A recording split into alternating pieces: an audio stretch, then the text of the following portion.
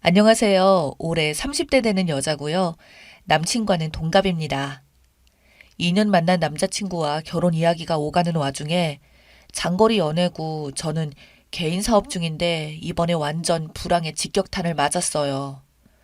속상하지만 결혼하게 되면 안 그래도 남자친구 쪽에서 신혼 살림을 시작하기로 했어서 부모님께도 제가 일하면서 스트레스 받고 몸도 약해져서 결혼하고 나서는 전업하기를 원하셨고 남친도 연애 중에 결혼하자고 조르면서 전업 얘기를 했었어요. 모아둔 돈도 제 나이에 비해 많이 모았다고 생각하고 부모님 자산도 꽤 됩니다.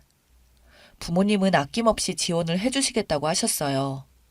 부모님이 물려주신 집은 서울 6억 원대 아파트와 지방의 3억 원대 아파트, 그리고 제가 모은 돈 1억 2천만 원, 6년 뒤 보험 만기 적금 7천만 원. 이건 말을 안 했어요. 이 돈만 하더라도 제가 가져가는 게 10억이 넘습니다. 결혼하면 매달 부모님께서 용돈도 주신다고 했습니다. 원래도 주셨었는데 사업하면서 일도 바쁘고 쓸 일이 별로 없어서 차곡차곡 모았습니다. 아버지도 사업은 크게 하셔서 돈 걱정은 없었습니다. 남자친구는 회사에 다니고 있어요. 지금 연봉 4,500만 원 정도 내년에 승진하고 신혼집은 저희 서울 아파트에서 시작해서 남친 부모님께서 결혼하면 3억 지원해 주신다고 하셨고요. 남자친구 부모님은 공무원이시고 노후 걱정은 없습니다.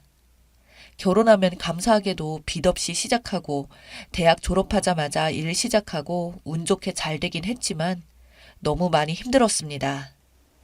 엄마도 맞벌이를 안 하셨고 그런 걸 봐오고 자라다 보니 부모님도 새언니도 조카 낳고 바로 쭉 전업주부로 있어서 더 좋아하셨고 저도 결혼할 때 맞벌이 하지 말자고 많이 지원해 주시는 것도 없잖아 있는 것 같아요. 결혼 후에 아기도 낳고 하니 전업하려고 했는데 갑자기 남친의 말이 바뀌네요. 이쪽으로 올라오게 되면 제가 하던 일 쪽으로 회사를 다니다가 알바를 다니던 뭐라도 해야 한다면서 게을러진다며 그래서 말싸움으로 번졌는데 저보고 이기적이래요. 맞벌이 안 할 정도는 아니라며 뭐가 이기적이라는 건지 쓰다 보니 열받네요. 그동안 성실하고 착한 마음씨에 반해서 만났고 이른 나이라고 생각이 들지만 남친이 너무 결혼을 원했기에 결혼하려고 했는데 지금 어이가 없었습니다. 제가 정말 이기적인 건지 싸움이 커져서 치사하지만 조목조목 다 따졌어요. 뭐가 이기적이고 뭐가 게으르다는 건지 모르겠어. 솔직히 결혼할 여건이 안 되어서 일하는 여자들 많은 거고, 일하는 게 적성에 맞는 사람도 있는 거고, 안 맞는 사람도 있는 건데, 내가 여지껏 열심히 일해서 좀 쉬고 싶은 거지. 경제적인 건 연봉 3,500만 원 받아서 다 저축할 수는 없을 텐데. 내 경우는 그거 고스란히 가져오는 걸로 계산해도 20년 동안 연금 탈 거 미리 목돈으로 가져오는 거야. 근데 힘들어서 쉬겠다는 걸 갖고 뭐가 이기적이야? 그럼 나도 너랑 똑같이 살아야겠어?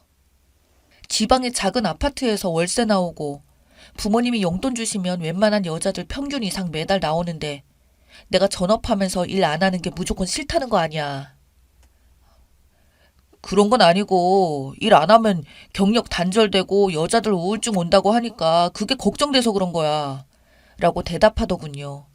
그러면서 3억씩만 합쳐서 결혼하는 건 싫다고 하네요. 30살 나이에 남친이 3억뿐이 없어서 그렇게 시작하는 건데 갑자기 자산이 반으로 줄어드는 것은 또 싫은 모양이네요. 저희 부모님이 그러시더라고요. 이제 겨우 30살인데 굳이 10억이나 들고 갔는데 결혼해서 눈치 받을 필요 있냐고요. 네, 맞아요. 남친과 결혼을 하면 바리바리 싸들고 가도 구박받고 눈치 받을 것 같더라고. 이 결혼 다시 천천히 생각해보자고 한 상태네요. 갑자기 안달이 났는지 너가 쉬고 싶으면 결혼하고 쉬라고 하고 안절부절 전화통에 불라고 저희 집에 막 찾아오고 하는데 이미 저희 집에서는 빈정이 많이 상한 상태이고 저런 생각이 하루아침에 바뀌는 것도 아니고 이 결혼을 그냥 진행한다면 결혼하고 나서도 마음고생이 심하겠죠. 아무리 결혼하고 나서 금전적으로 부족함이 없이 보탠다고 하더라도 제가 밖에 나가서 월급 받아오지 않는 이상 절 시중 취급할 것 같아요. 저와 저희 집에서는 이 결혼은 안 하는 걸로 마음먹었습니다. 긴 글 읽어주셔서 감사합니다. 댓글입니다. 집을 팔 정도로 가져오는 게 아니라니 가져가도 안 가져가도 맞벌이 하라는 건가요? 그럼 그냥 안 받고 부모님 노예 쓰시라고 양보할 테니 처음부터 시작하자라고 말해봐요. 결혼을 하면 안 되는 조건이에요. 남자가 분수를 모르니까요. 그냥 결혼하지 마요. 결혼 전부터 말 바뀌고 결혼해서도 집해 가고 모아둔 돈 많이 가져가고 부모님께 용돈 받고 하면서 결혼하는데 저런 취급 받고 싶어요? 처음에 10억 이상 가지고 있는 부잣집 딸이 매달 용돈도 받는데 전업을 할 정도가 아니냐라기보다는 나 자기랑 이 결혼 안 되겠다 하고 맞벌이 하자고 해도 사는 내내 본인이 회사 다니는데 너는 집에서 노는 것 같아 배 아파할 거고 아기 낳으면 넌 집에서 노니까 아기랑 집안일 다 하면서 일부러 집에 관련된 일도 안 할 것 같네요. 그런 거 보면 자기는 그냥 살 수 있을 것 같냐고요? 아니요, 저런 사람은 여자 남자를 떠나서도 안 되는걸요. 남자 집은 걱정 없으나 그게 끝이 아니죠. 여자 집 30살에 딸에게 현재 해주는 걸로 보아서 엄청난데 남자는 회사원 인생을 평생 안 쓰고도 바로 지금 현재 여자가 가지고 있는 재산을 못 따라가요. 그리고 용돈도 주는 귀한 집 딸이라면 나중에 지원을 해주면 더 해주시겠죠. 그럼 그냥 남자가 조용히 입 닫고 결혼을 했으면 남들보다 누리고 살았을 텐데 괜한 소리를 해서 망한 것 같네요. 남자친구는 나중에 우리 결혼하면 자기 엄마가 자기 혼자 외벌이 하는 것이라 할 거고 우리 맞벌이 해야 된다 해서 그냥 갖다 버렸어요. 걔랑 저랑 6살 차이였는데 모아놓은 돈 보니까 비슷했고 심지어 저는 집도 있거든요. 나중에 아이 낳으면 어쩌냐니까 다시 취업하면 된다고 아주 쉽게 말하길래 기혼 여성, 경력 단절 여성이 재취업하는 게 쉬운 문제가 아니라고 세상 좀 들여다보라고 해줬어요. 세상에 정상인도 많은데 저런 비정상인과 결혼하지 말아요. 우리 부모님의 귀한 딸이 지금만 봐도 상위 1%인데 왜 굳이 조건도 딸리는 남자한테 아까운 나이에 시작하려고 하는 건지. 더 좋은 남자 만나서 결혼해요. 정말 안타깝네요. 딱 봐도 졸업 후에 바로 개인 사업을 했고 아버지가 크게 사업체를 하고 시집도 안 간 딸에게 저 정도 물려줬다는 것은 집안이 엄청난 자산가라는 건데 30살에 졸업 후에 아버지 사업까지 유지하는 것도 능력이고 경제관념도 조건도 스펙 좋은 여자인데 외모는 어떠신지 몰라도 평범한 회사원. 그것도 결혼할 때 되니 말 바꾸는 저런 남자한테 굳이 제가 님이라면 비슷한 집안 더 좋은 스펙 만나서 결혼할 것 같아요. 돈이 많은데 좀 게으르면 안 되나? 그 재산으로 웬만한 직장인 월급 수준은 월세를 받을 수 없는 건 아시죠? 돈도 갖고 싶고 편하게 있는 것은 못 보겠고 일로 계속 눈치 줄 사람 같네요. 저런 사람이랑 결혼하면서 돈 싸들고 갈 필요 있나요? 부모님이 여유 있으신 것 같은데 그냥 부모님 그늘에 살아요. 남친 지역으로 지역까지 옮기면 구박받을 때 진짜 죽고 싶을 거예요. 남친 부모님이 님 전업 마음에 안 든다고 했을 텐데 공무원이니 주변에 워킹맘으로 끝까지 이런 사람밖에 못 받겠죠. 결혼하면 그쪽 눈치도 받을 것이고 님이라는 대신 남친이 해오는 만큼만 딱 가져가고 남은 돈은 부모님께 드리고 온다고 해보세요.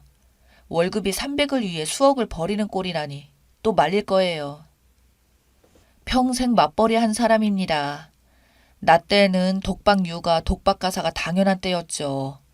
애 둘에 집안 살림에 맏며느리라 시댁 챙기기, 남편은 아침밥에 국 없으면 죽는 줄 아는 사람이라 7시 반까지 출근을 하려면 새벽 5시에 일어나도 부족한 시간.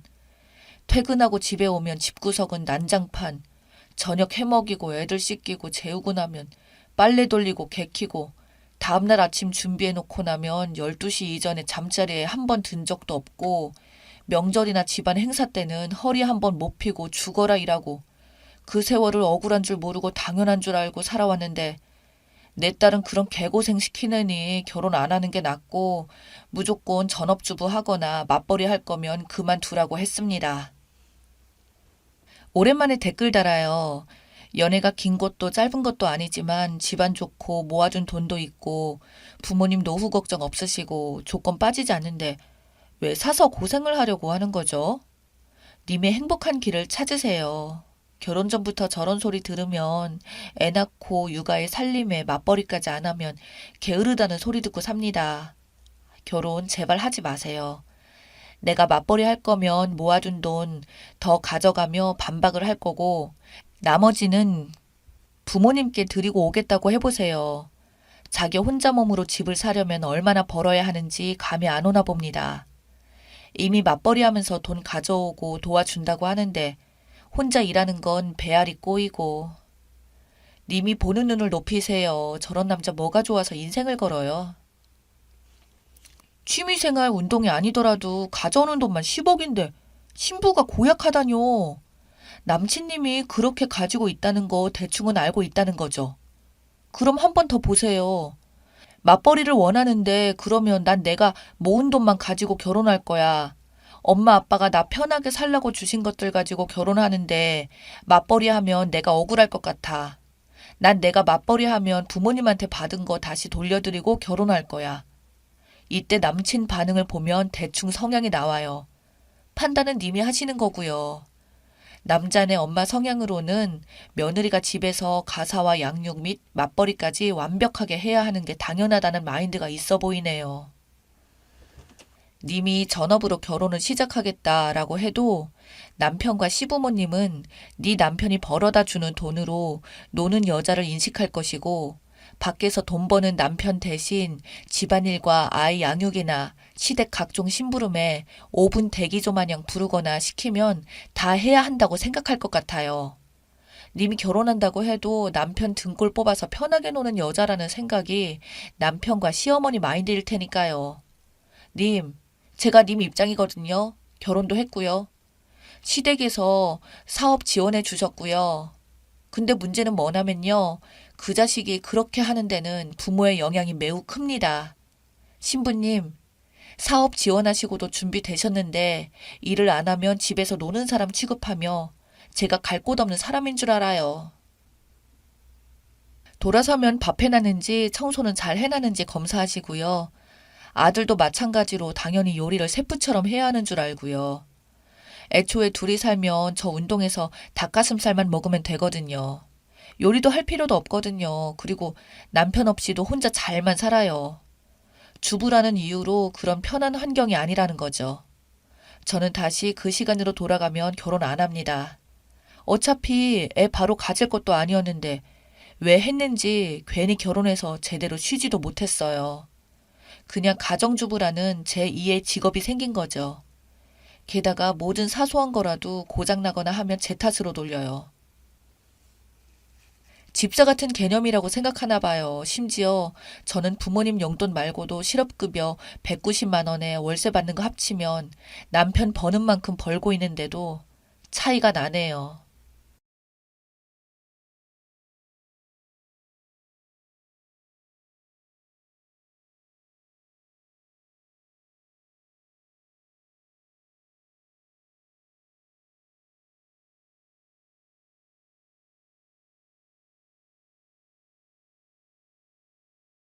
저는 50대 중반의 여성입니다.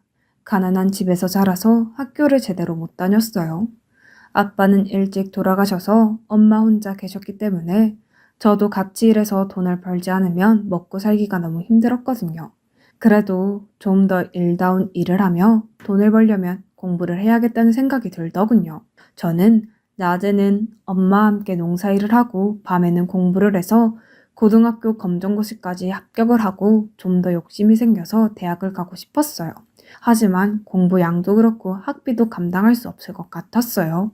그런 저의 걱정을 눈치챈 엄마가 어느 날 제게 통장 하나를 내미셨어요. 이거 네 앞으로 들었던 적금이다. 돈이 많지는 않지만 네가 전문대 1년은 버틸 만한 학비는 될 거야. 네가 열심히 하면 4년제 대학은 몰라도 전문대는 갈 수 있지 않겠니? 그러니까 한번 해봐. 이것밖에 못 해줘서 미안하다. 저는 엄마의 마음이 느껴져서 통장을 들고 한참 울면서 고맙다고 했어요. 그날부터 마음먹고 공부를 시작해서 1년 뒤 전문대에 들어가게 되었어요.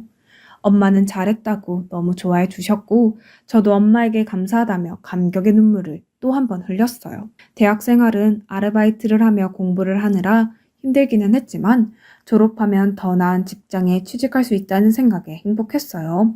그리고 드디어 졸업을 했고 저는 대형 병원 원무과에 취직을 하게 되었습니다. 첫 월급을 타던 날 엄마 선물을 사고 삼겹살을 잔뜩 샀어요. 엄마, 많이 먹어. 지금은 삼겹살이지만 나중에는 소갈비 사줄 수 있게 돈 열심히 벌게. 엄마는 제 입에 구운 고기를 넣어주시며 엄마는 말씀하셨어요. 엄마는 소갈비가 아니라 이게 더 맛있어. 넌 돈 모아서 네 살 길 생각해. 말은 그렇게 하셨지만 제가 받아오는 월급이 많아지니 엄마도 많이 좋으셨던 것 같아요. 병원에서도 누구보다 일찍 출근해서 주변 정리도 하고 하루의 일을 준비했습니다. 그런 저를 좋게 봐주신 원무과 과장님은 저를 잘 챙겨주시고 엄마가 아프실 때도 병원 진료에 불편이 없도록 편의를 많이 봐주셨어요. 친구들은 대부분 첫 직장에서 힘든 기업들이 더 많다고 하던데 저는 좋았던 일들이 많아서 제가 참 행운아라고 생각했어요. 그리고 거기서 제 남편도 만나게 되었고요. 병원 1인실과 특실, 인테리어 공사 때문에 자주 오던 남편은 어느 날 제게 데이트 신청을 했어요. 연정씨, 저 사실대로 말하고 시작할게요. 저 한 번 결혼한 적이 있는 사람입니다. 창피한 얘기지만 우리 집에서 아내를 너무 괴롭혀서 저하고 사이까지 나빠지게 되어서 이혼하게 됐고요. 이렇게 다 이야기하는 건 연정 씨와 진지하게 만나고 싶어서요. 저는 자신의 과거를 당당하게 밝히는 모습이 더 좋아 보였어요. 하지만 남편은 인테리어 업체 사장이었기 때문에 저와는 어울리지 않는다는 생각이 들었습니다. 저는 그런 과거 따지지 않아요. 그렇지만 제가 사장님에 비해 너무 많이 딸리는 것 같아서 걱정이에요. 딸리긴요. 영전 씨가 자기 일을 못하는 것도 아니고 어디 하나 빠지는 게 없는데 왜요? 저는 직업 같은 것보다 자기 위치에서 맡겨진 일을 잘하는 게 제일 좋은 거라고 생각해요. 그게 이유라면 저는 말도 안 된다고 생각해요. 적극적인 남편의 대시로 저는 결국 사귀자고 했고 그게 결혼까지 가게 됐어요. 결혼 날짜를 잡고 남편은 제게 다짐하듯 말했어요. 본가 식구들이 우리 결혼 생활에 끼어들게 할 생각 절대 없어. 그러니까 우리 가족 초대하지 않는다고 섭섭하게 생각하지 마. 무슨 말인지는 알겠어. 그래도 결혼인데 부모님들은 뵈야 되지 않아? 그렇게 단순한 문제가 아니야. 우리 부모님이지만 정말 욕심도 많고 남들 진짜 힘들게 하는 사람들이야. 나 전과 같은 일을 또 되풀이하고 싶지 않아. 그러니까 우리끼리 조촐하게 하자. 저는 알겠다고 했고 그런 남편의 생각을 엄마에게도 전했어요. 솔직히 말하면 부모를 결혼식에 안 부른다니. 왜 그렇게까지 해? 아쉽지만 오죽하면 그럴까. 그렇게 엄마는 이해하기로 했다고 해요. 나는 우리 딸만 행복한다면 결혼식에 물만 떠나도 좋으니까 편한 대로 해. 남편은 엄마에게 큰절을 하며 감사하다고 했어요. 여러 가지로 마음에 안 드시는 게 많을 텐데 이렇게 이해해 주셔서 정말 감사합니다. 하나밖에 없는 딸, 더 많은 사람들 초대하고 시부모님한테 사랑받는 모습도 보고 싶으셨을 텐데 제가 부족해서 이것밖에 안 되네요. 죄송합니다. 괜찮아. 그만큼 둘이서 행복하게 살면 돼. 절대 우리 연정이 힘들게 하지 말고 연정이 부모 잘못 만나서 지금까지 한번 펴보지 못하고 일만 죽어라 한 아이야. 그러니까 자네가 책임지고 행복하게 해줘야 돼. 그렇게 우리는 조촐하지만 행복한 결혼식을 올렸어요. 남편은 교회에 전원주택을 직접 인테리어해서 정말 동화 같은 집을 꾸몄어요. 와, 내가 정말 이런 집에 사는 거야? 꿈만 같아. 그럼 이 집이 당신 집이야. 오늘부터 쭉 살 거야. 저희는 정말 행복하게 지냈어요. 남편은 시댁에서 오는 연락을 철저히 차단했고 사는 데가 어딘지도 절대 알려주지 않았습니다. 한번 시어머니와 신우가 동네에 와서 저를 찾은 적이 있는데 그것도 길가에서 만난 거였어요. 시댁에서는 저희가 사는 동네까지는 알았지만 집은 알지 못했던 것 같아요. 네가 우리 아들 꼬셔서 집하고 인연 끊게 만든 그년이야? 그렇게 길거리에서 소리를 지르는데 어찌나 민망하고 놀랐는지 몰라요. 남편한테 전화를 하니 남편은 자기가 오겠다며 절대 집에 들이지 말라고 하더라고요. 제가 근처 카페라도 가자고 하니 신우가 소리를 지르더라고요. 야, 우리가 카페나 가려고 여기까지 온 줄 알아? 당장 집으로 가. 앞장서. 얼마나 잘해놓고 사는지 보자. 지나가던 사람들이 다 쳐다보고 집집마다 창문 열고 내다보는데 정말 너무 창피했지만 버틸 수밖에 없었어요. 집에 가는 건 제 마음대로 할 수 있는 게 아니에요. 그 사람이 근처 카페로 모시라고 했거든요. 두 사람은 막무가내로 저를 붙잡고 흔들며 말했어요. 남자 하나 홀려놓고 뭘 네 마음대로 못해? 그걸 변명이라고 해? 얼른 가자고. 빨리 앞장서. 그만하세요. 빨리 앞장서라고. 그만하세요. 이게 대체 뭐 하는 짓이에요? 이런 사람들한테 우리 사는데 알려줄 것 같아요? 당장 그만하지 않으면 경찰에 폭행으로 신고할 테니까. 남편이 호통을 치자 그제서야 팔을 놓고 가버렸어요. 저한테 나중에 두고 보자는 말도 잊지 않았습니다. 남편은 안 되겠다며 당장 집을 내놨어요. 저는 꿈에 그렸던 집을 파는 게 너무 아까웠어요. 우리 그냥 여기서 살면 안 돼? 당신이 오늘 그렇게까지 말했으니 어머니나 아가씨도 안 올 것 같은데. 당신이 몰라서 하는 소리야. 이 동네까지 찾아왔으면 다음엔 우리 집으로 올 거야. 결국 저희는 집을 팔았고 저는 아쉬워하며 이사를 해야 했어요. 새로 이사한 아파트도 남편이 정성껏 꾸며서 정말 예뻤어요. 제가 너무 아쉬워하니 남편이 더 신경 쓴 것 같더라고요. 이렇게까지 안 해도 되는데 고마워. 아니야, 다 우리 집 때문에 이렇게 된 거잖아. 당신만큼은 상처받게 하고 싶지는 않아. 신랑은 제 등을 쓰다듬어 줬어요. 저희는 아파트로 이사하고 1년 정도 행복한 신혼생활을 했어요. 그러던 어느 날 남편이 심각한 얼굴로 제게 의논할 게 있다고 하더군요. 그런 모습은 처음 보는 거라서 굉장히 긴장했어요. 사실 이혼한 그 사람한테도 연락이 왔어. 재혼해서 뉴질랜드 가는데 남자가 아이를 싫어한다고 아이를 데려가라고 하네. 그 사람이 보육원에서 자라서 가족이 없어.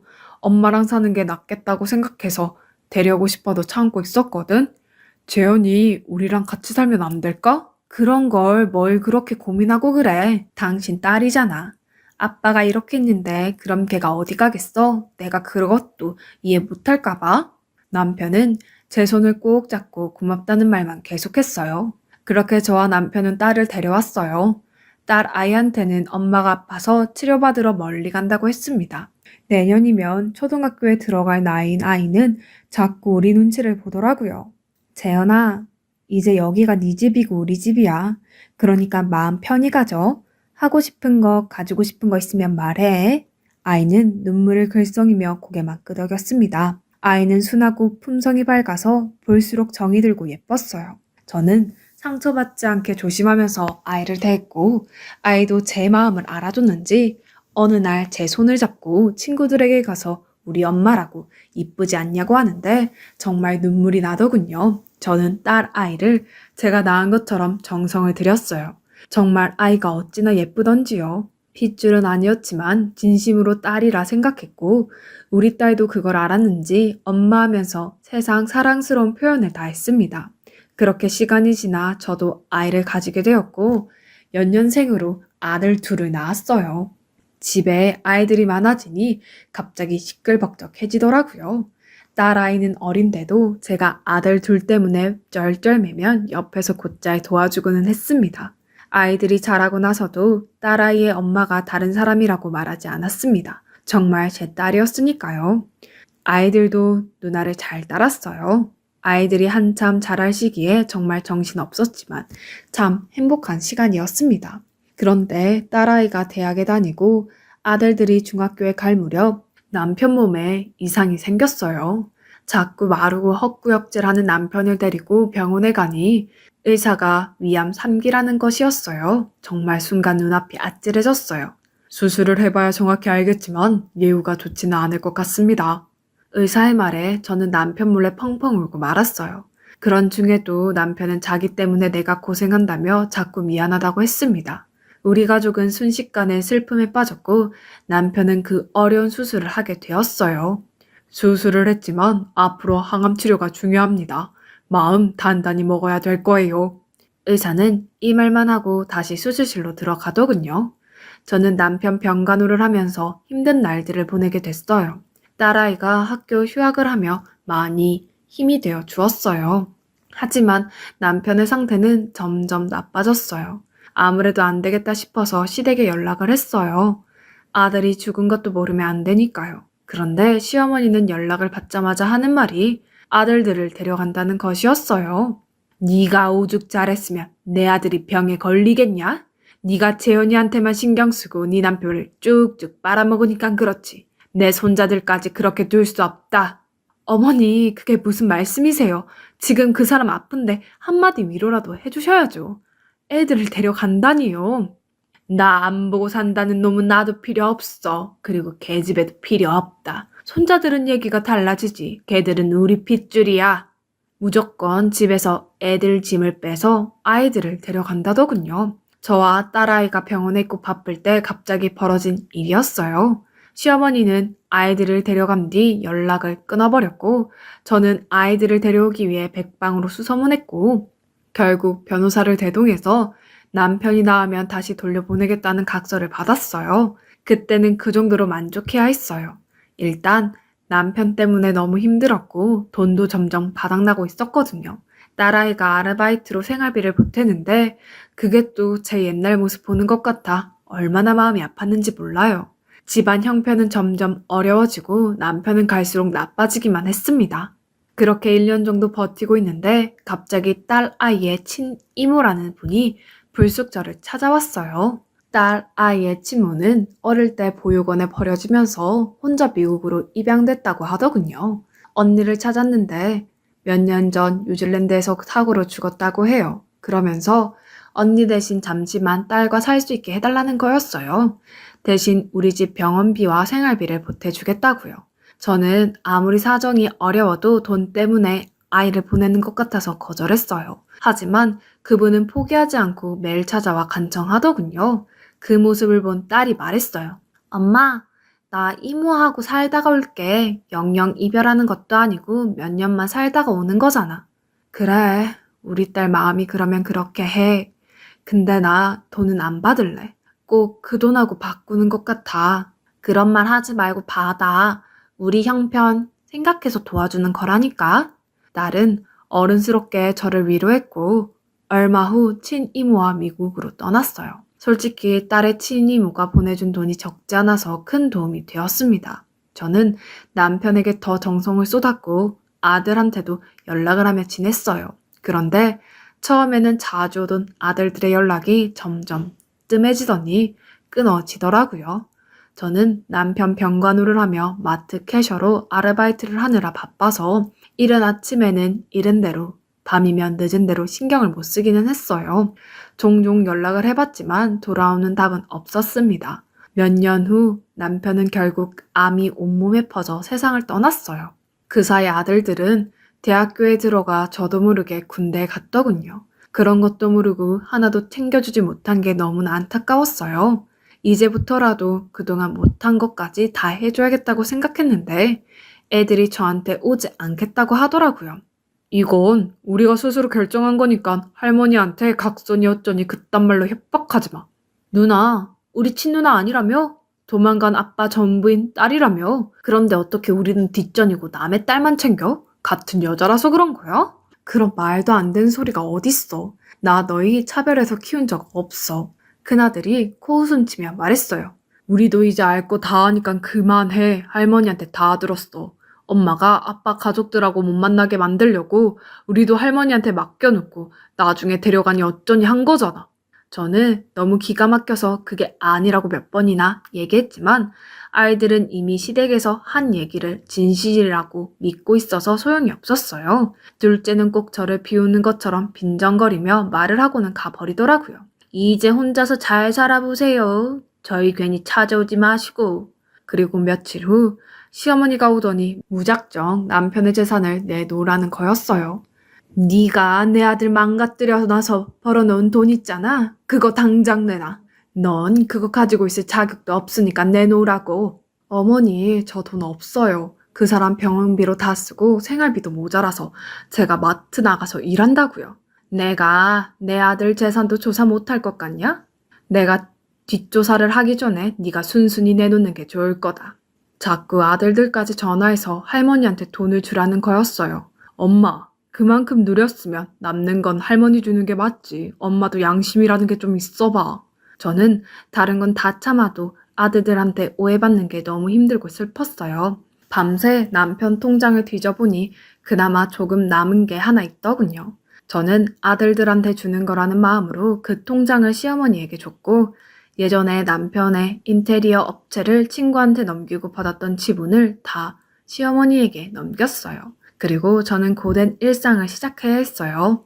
집안에 돈 될 만한 것 다 팔아봤지만 얼마 되지 않았고 저는 식당에 취직을 해서 설거지부터 시작해서 반찬 만드는 일을 하게 됐어요. 일하다가 너무 힘들면 남편 생각에 눈물을 쏟은 적도 많았습니다. 그러던 중에도 아들들은 가끔씩 저를 찾아와 돈을 달라고 했어요. 액수가 용돈 정도가 아니라 항상 100단위였어요. 겨우 벌어놨던 돈들을 주고 나면 아들들은 다시 연락을 끊었고 잊혀질만 하면 찾아와서 또 몇백만 원씩 요구했어요. 저는 이게 다 내가 내 손으로 못 키워서 생긴 죄라고 생각하고 그렇게 벌리는 손들을 받아 주었어요.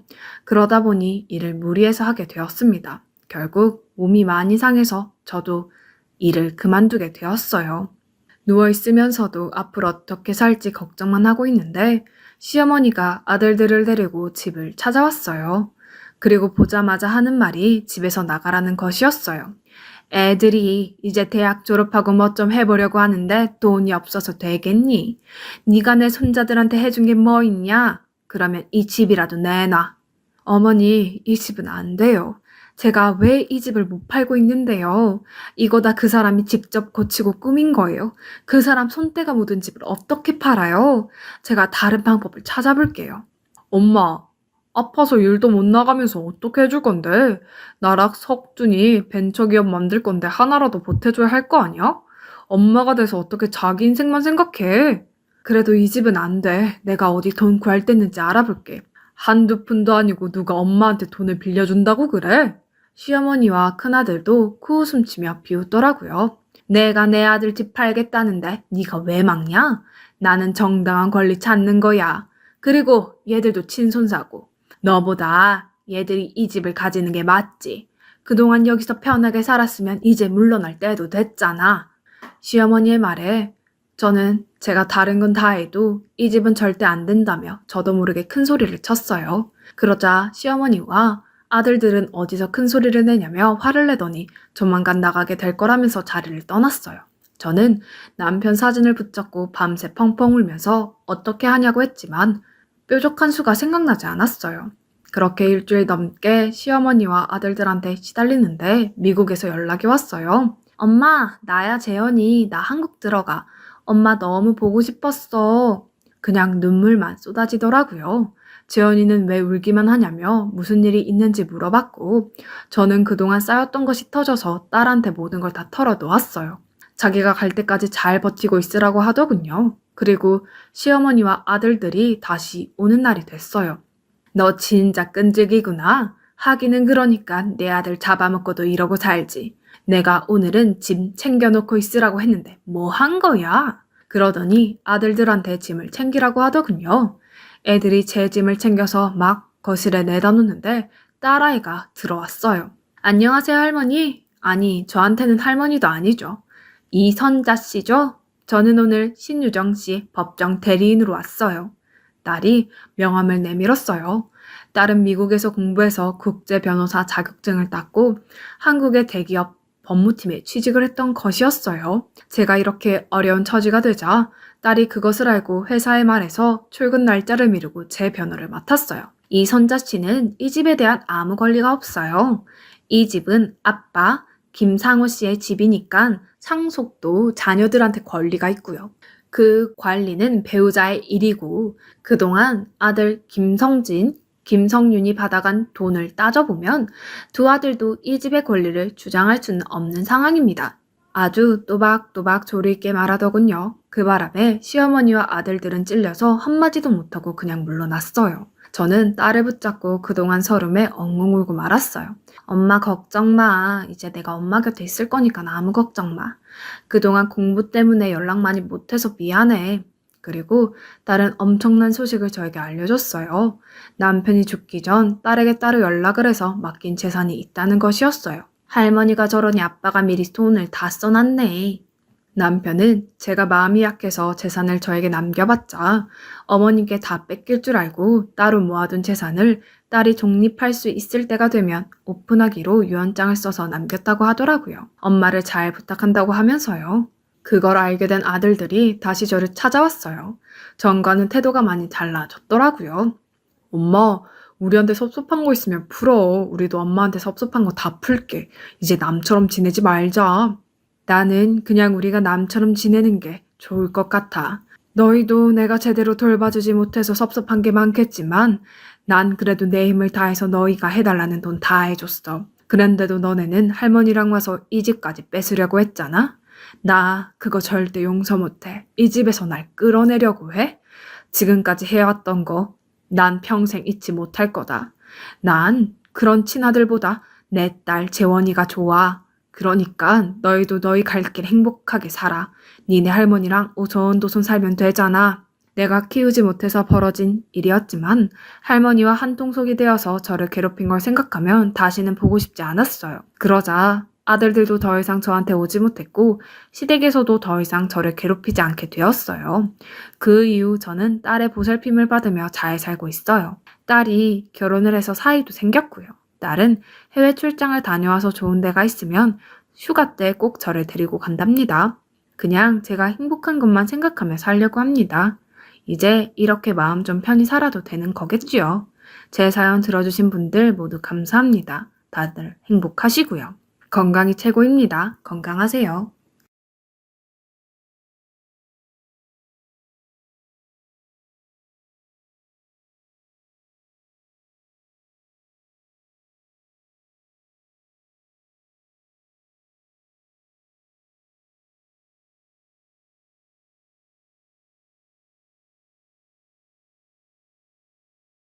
결혼 3년차 29살에 100일 된 아들 둔 엄마입니다. 제가 오늘 너무 열받아서 참고 참다가 시댁에서 뒤집어 엎고 나왔습니다. 지금 온몸이 떨리는데 만약 뒤집어 엎고 나오지 않았다면 체증으로 쓰러졌을 수도 있겠다 싶습니다. 일단 저희 친정에는 주말에 미리 다녀왔습니다.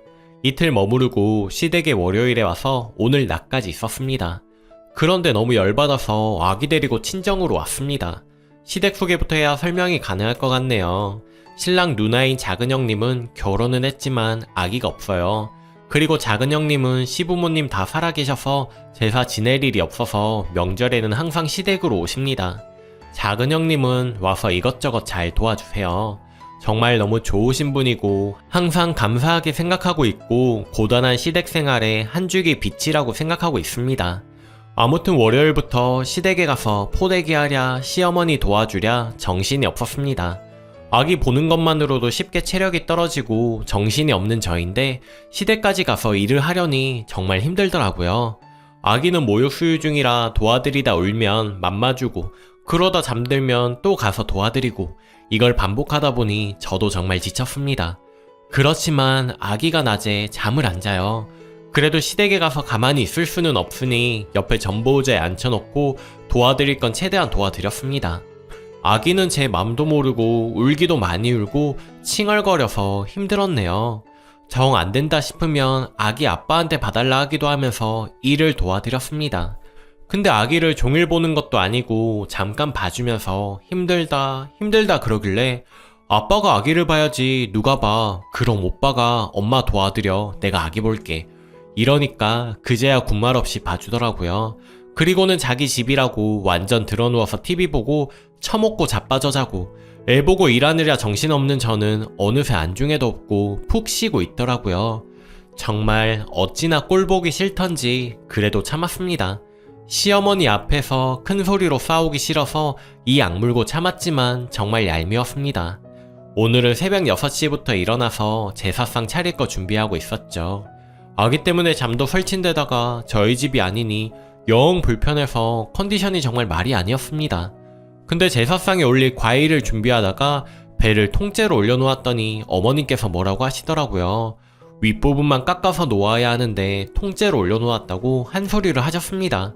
그리고 연이어서 삼색나무를 접시에 옮겨 담다가 실수로 조금 흘리고 말았죠. 그랬더니 어머님께서 엄청 뭐라고 하시더라고요.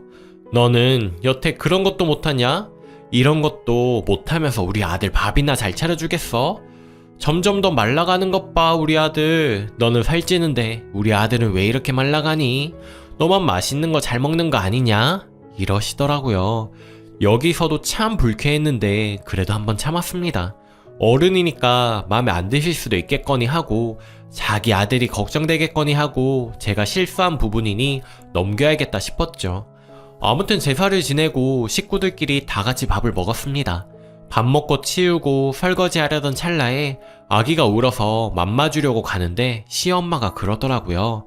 우리 손주가 참 효자네. 엄마 일 안 시키려고 때 맞춰서 우네. 너는 좋겠다. 아들 덕에 일 안 해서. 덕분에 우리 딸만 죽어나게 생겼네. 이러시더라고요. 여기서 쌓였던 게 좀 터져서 시어머니한테 말했습니다. 어머님, 제가 여기 와서 일을 하지 않았던 것도 아니고 할 수 있는 건 최대한 했고, 월요일부터 와서 설거지, 손빨래, 밥상 차리고 치우고 요리할 수 있는 거 다 했는데 뭐가 일을 안 해서 좋다는 거예요. 제가 좀 부족해서 성에 안 차셔도 수고했다 한마디 해주시면 저도 더 기분 좋게 할 수 있을 텐데 정말 너무하세요. 이러니까 시어머니가 아주 고래고래 소리를 지르시더라고요. 지금 가정교육 못 받은 거 티내는 것도 아니고 버르장머리 없이 대들고 있어. 아주 싹수가 없어. 너희 집에서도 이렇게 배웠니?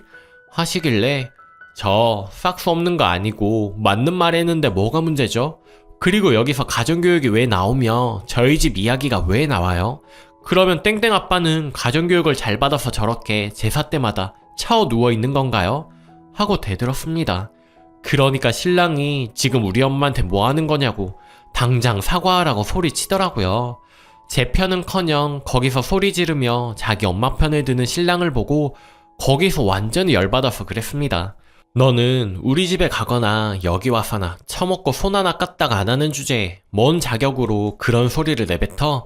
네가 애를 잘 봐주기를 하냐? 그렇다고 나한테 고마운지를 아냐? 당연히 해야 할 일로 아는 주제에 나불대지 마. 내가 아니면 혼자 밥도 못 먹는 주제에 그랬습니다. 그러니까 시어머니가 또 남편한테 무슨 말버릇이냐고 소리를 지르시길래 남편도 남편다워야 대접을 받고 사는 거예요. 요새 이런 남편 데리고 사는 멍청한 여자 없어요. 뭐 가정교육 이야기 하시는데 정말 이 사람이야말로 뭘 배운 거예요. 먹고 사는 법이 제일 중요한 법인데 자기 손으로 할 수 있는 거 하나도 없고 커피 하나 자기 손으로 못하는 남자.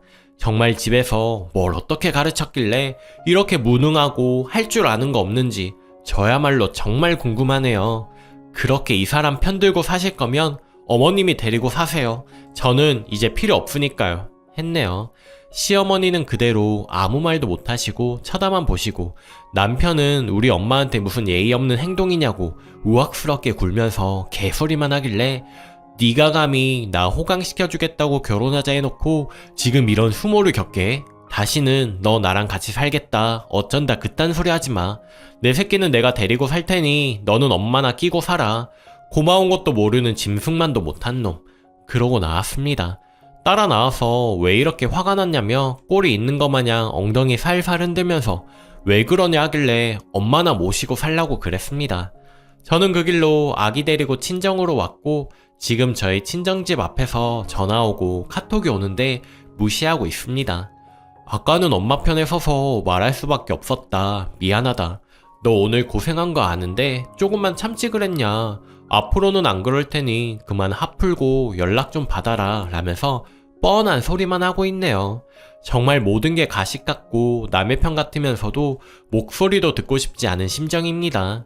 너무 화가 나서 눈물도 나오지 않는 제 심정 아실까요? 친정으로 무작정 오기는 했는데 저희 부모님도 큰 집에 가셔서 아직 안 오셔서 지금은 이 상황을 잘 모르시거든요. 이따 오시면 어떻게 될지 모르겠네요. 부모님 오시면 분명 들어오라 할 텐데 이 상황을 어떻게 말씀드려야 할지 그 부분이 제일 막막합니다. 아이는 아무것도 모르고 피곤한지 곤히 잠들어 있는데 만감이 교차하네요 정말. 후기. 시간이 벌써 3년쯤 흘렀네요. 후기를 쓰려면 그날 일부터 써야겠죠. 그날 저희 집 앞에서 기다리고 있던 신랑이 저희 부모님하고 마주쳤죠. 그래서 부모님이 왜 여기 서 있냐고 하니까 저랑 싸워서 그랬다고 했더군요. 영문을 모르시던 부모님은 집으로 남편을 데리고 들어왔습니다. 그리고 저희의 상황이 심상치 않음을 감지하시고는 저한테도 자초지종을 물어보길래 있는 사실 그대로 말씀을 드렸어요.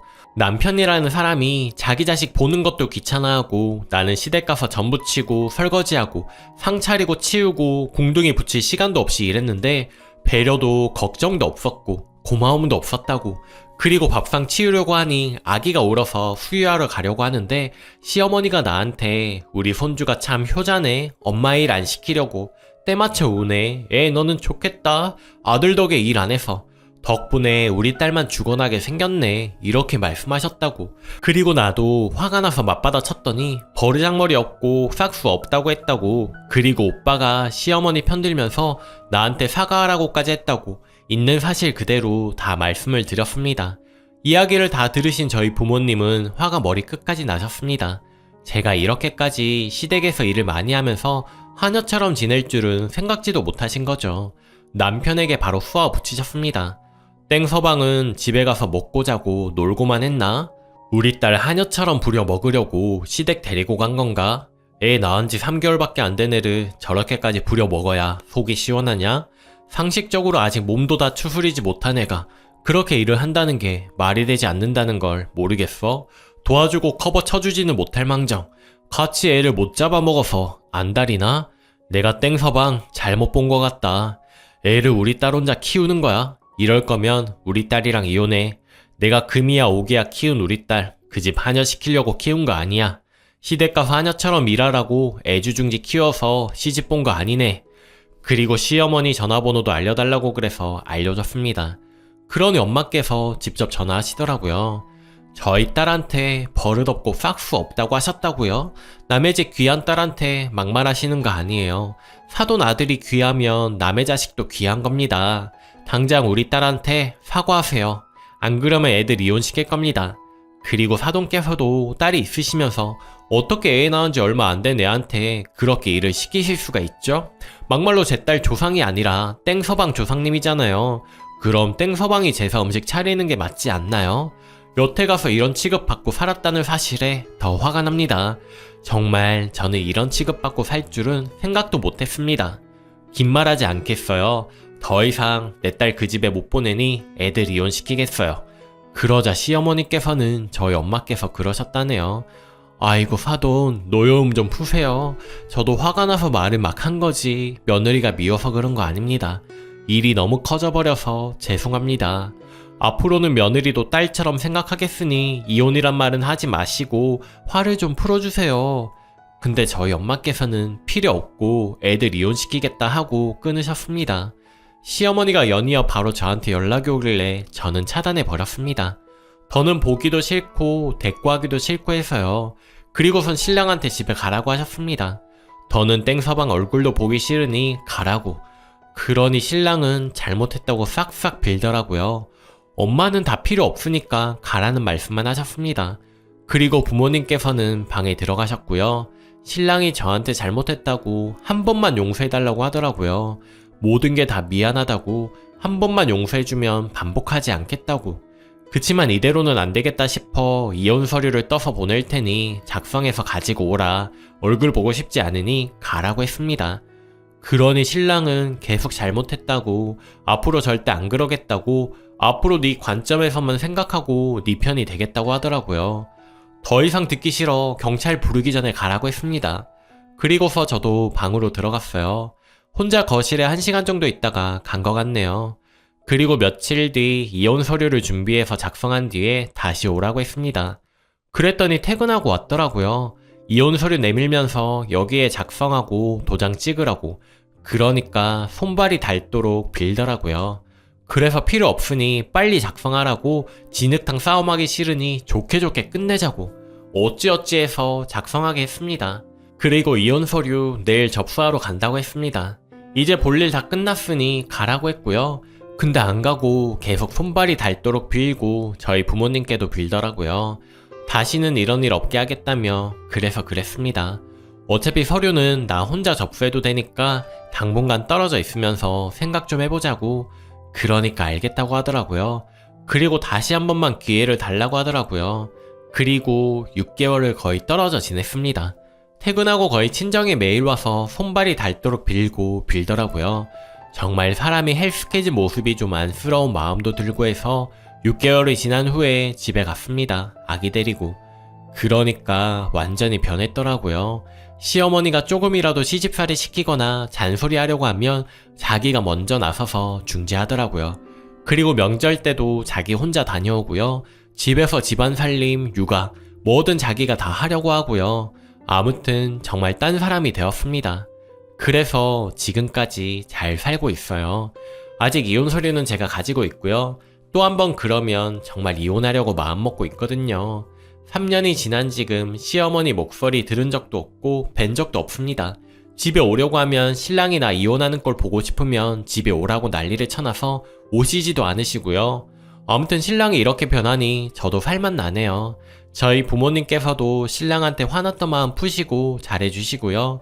명절이 되면 저는 그 고된 시댁 가는 거 대신해서 친정에서 푹 쉬기도 하고 여행도 가면서 그렇게 지내고 있습니다.